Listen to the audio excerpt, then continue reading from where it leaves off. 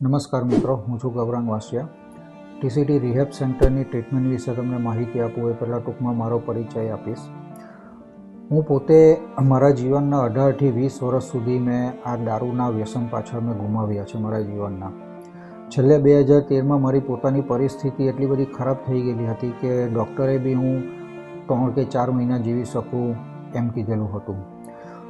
દારૂ પીવા માટે ખોટું બોલવું, ચોરી કરવી, પૈસાની ઉધારી કરવી, આ બધી વસ્તુ મારા માટે એકદમ સામાન્ય બાબત બની ગયેલી હતી. મારી અંદર આત્મસન્માન જેવી કોઈ વસ્તુ મારા દારૂએ રવાની દીધી હતી.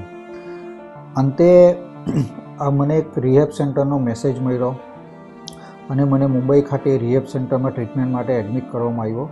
કારણ કે ત્યારે આપણા ગુજરાતમાં કોઈ રિહેબ સેન્ટર હતા નહીં કે એના વિશે કોઈને કોઈ માહિતી પણ નહીં હતી. અને હું જ્યારે ત્યાં ટ્રીટમેન્ટમાં હતો ત્યારે જ મને અંદરથી આ એક વસ્તુનો અહેસાસ થઈ ગયેલો હતો કે મારા જેવા વ્યક્તિને જો આ દારૂના વ્યસનમાંથી કે બીજા કોઈ પણ પ્રકારના નશાના વ્યસનમાંથી બહાર કાઢવું હોય તો એનો માત્ર ને માત્ર એક સાચો ઉપાય આ જ છે. જેથી કરી 2015માં આ ટીસીટી વ્યસન મુક્તિ કેન્દ્રનો એટલે કે રિહેબ સેન્ટરનો પાયો નાખવામાં આવેલો. ટીસીટી રિહેબ સેન્ટરમાં ટ્રીટમેન્ટના મુખ્ય 3 પાર્ટ છે. એમાં સૌથી પહેલાં આવે છે શારીરિક. તો જે કોઈ બી પેશન્ટને અહીંયા સારવારમાં ટ્રીટમેન્ટમાં એડમિટ કરવામાં આવે એટલે સૌ પ્રથમ એની મેડિકલ તપાસ કરવામાં આવે છે.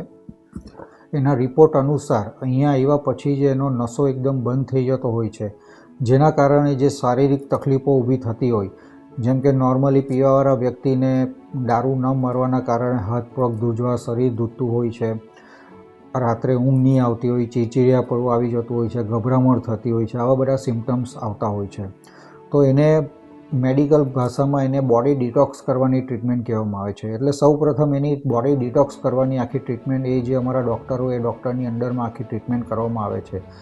જેમ જેમ એની બોડી ડિટોક્સ થતી જાય તેમ તેમ ત્યાર પછી એનું રૂટિન અહીંયા સેટ થતું જાય, એનું ખાવાનું, સૂવાનું, આ બધી વસ્તુ ધીરે ધીરે નોર્મલ થતી જાય છે.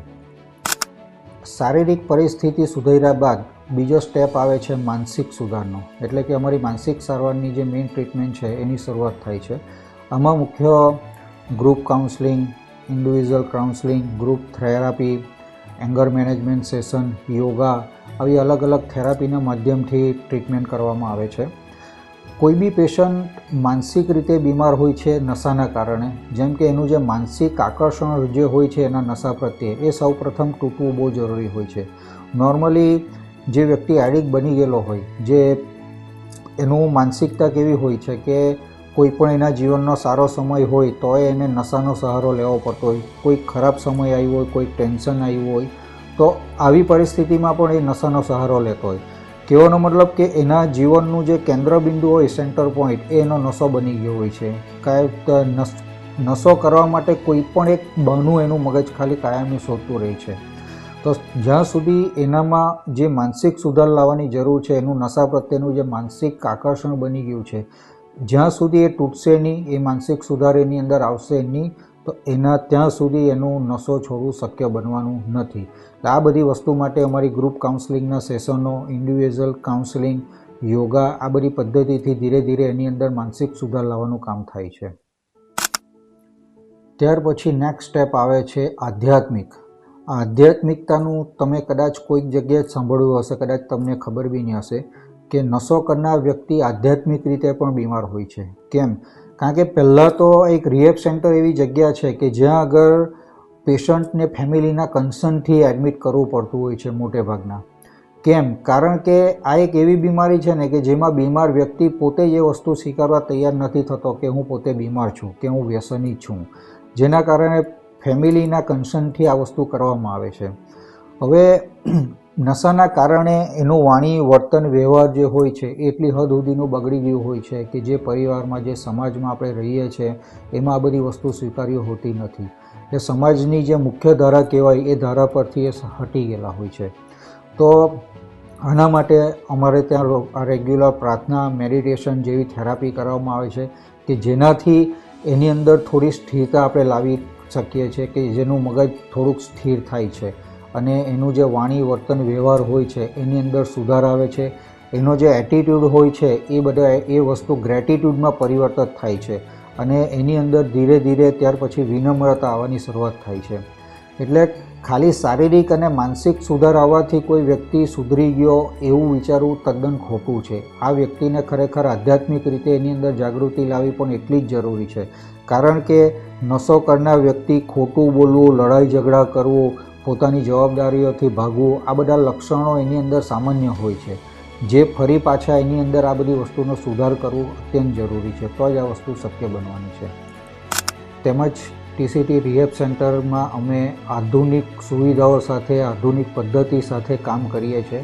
જેમ કે આ માનસિક સારવારના સેશન્સોની સાથે સાથે એન્ટરટેનમેન્ટ પણ પૂરું પાડીએ છીએ, કે જેમાં ઇન્ડોર ગેમ જેમ કે table tennis, chess, carrom, outdoor game જેમ કે cricket, volleyball, kabaddi, swimming pool છે, જીમ છે, તો આ બધી એક્ટિવિટી પણ કરાવવી અત્યંત જરૂરી છે. કેમ કે નશો કરવાવાળા વ્યક્તિની એક માનસિક નિર્ભરતા બની ચૂકી હોય છે એના નશા પર, કે જીવનની કોઈ પણ મજા કરવી હોય તો એના માટે એણે નશાનો સહારો લેવો પડશે. આવું તો અહીંયા દરેક એક્ટિવિટી શુક્રવારે કોફી નાઇટનું આયોજન કરીએ છીએ, કે જેથી એ લોકો વગર નશાએ અહીંયા ગાડી ગરબા રમે છે, ડાન્સ કરે છે.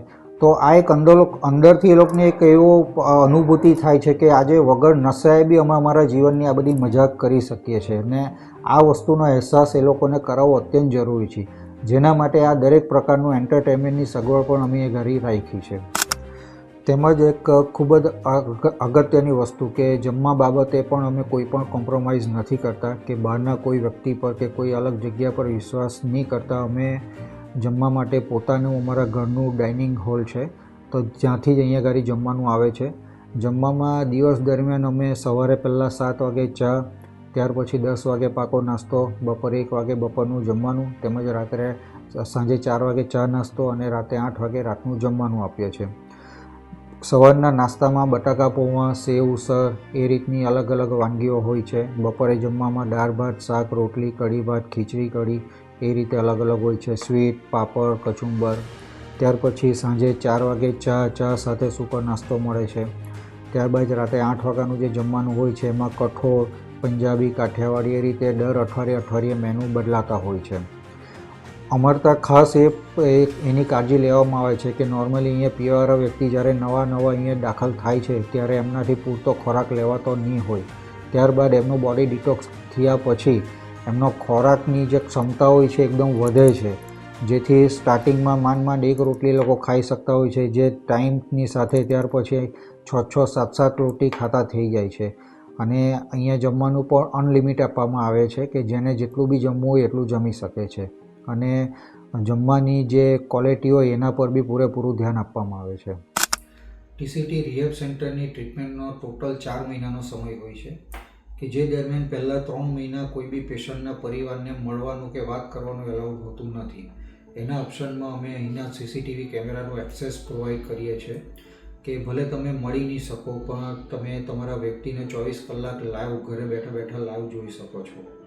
3 મહિના નહીં મળવા દેવા પાછળનું કારણ છે કે આજે રિહેબ સેન્ટરમાં કોઈ પણ વ્યક્તિને મૂકવા પહેલાં એના પરિવાર તરફથી બનતા પ્રયત્ન બધા થઈ ચૂક્યા હોય છે. અંતે કોઈ રસ્તો ના મળે તો છેલ્લો ઉપાય આ હોય છે. તો એ વ્યક્તિને અહીંયા આવ્યા પછી એમનું ફેમિલી શું છે, એમની જવાબદારી શું છે, આ દરેક વસ્તુનું અંદરથી રિયલાઇઝેશન કરાવવું જરૂરી છે. અને આ વસ્તુ ત્યારે શક્ય બનશે કે જ્યારે નશાની અવસ્થામાંથી પૂરેપૂરો એકવાર બહાર આવશે ને ત્યાર પછી એમને આ વસ્તુ ખબર પડશે કે મારો પરિવાર શું છે, મારી જવાબદારી શું છે. તેમજ કોઈપણ વ્યક્તિને માત્ર રિહેબ સેન્ટરમાં એડમિટ કરી દેવાથી આ કામ થવાનું નથી, પરંતુ એ શારીરિક રીતે અહીંયા દાખલ એડમિટ થયા પછી એમનું માનસિક રીતે પણ એનું અહીંયા સેટ થવું એટલું જ જરૂરી છે. એટલે 4 મહિના દરમિયાન અમે બહારના કોઈ પણ કોન્ટેક્ટ અહીંયા ગાડી થવા દેતા નથી. 3 મહિના પછી ફેમિલીને મળવાનું એલાઉ કરીએ છીએ. અને 3 મહિને જ્યારે ફેમિલીને અહીંયા મળવા માટે ઇન્વાઇટ કરવામાં આવે છે ત્યારે એમનો ફેમિલી કાઉન્સલિંગ પણ કરવામાં આવે છે, કે 3 મહિના દરમિયાન અહીંયાથી પેશન્ટના જે કોઈ બી ટ્રિગર પોઈન્ટ અમને જાણવા મળ્યા હોય છે તો એ અંગે એમના પરિવારને બી સાવચેત કરવામાં આવે છે કે પેશન્ટના ઘરે આવ્યા પછી તમારે કઈ રીતે શું કાળજી રાખવાની છે એ રીતે. અંતે એક ખાસ વસ્તુ કે આફ્ટર રિહેબ થેરાપી, કે કોઈપણ પેશન્ટને ટીસીટી રિહેબ ખાલી 4 મહિના પૂરતું એની સાથે રિલેશન નથી રાખતું.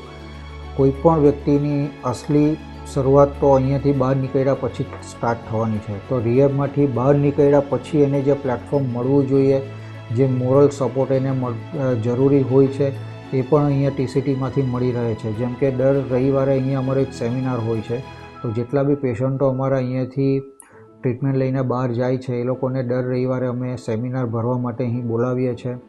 તેમજ અમારી એક બહુ મોટી ફેલોશિપ છે, તો ફેલોશિપમાં સોશિયલ મીડિયાના માધ્યમથી બી બધા ઇન્ટરકનેક્ટેડ રહે છે.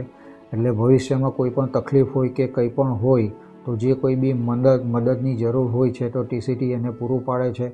અને કોઈ પણ વ્યક્તિ જે લોકો દૂર રહેતા હોય કે જે લોકો દર રવિવારે આવો અહીંયા શક્ય નહીં હોય તે લોકોને મહિનામાં 1 કે 2 વિઝિટ અમે અહીં કરાવીએ છીએ. અને એ લોકો આવે 1-2 દિવસ અહીંયા રોકાવું હોય તો રોકાઈ પણ શકે છે. અને જેની બધી અમે ફેસિલિટી અહીંયા પૂરી પાડીએ છીએ.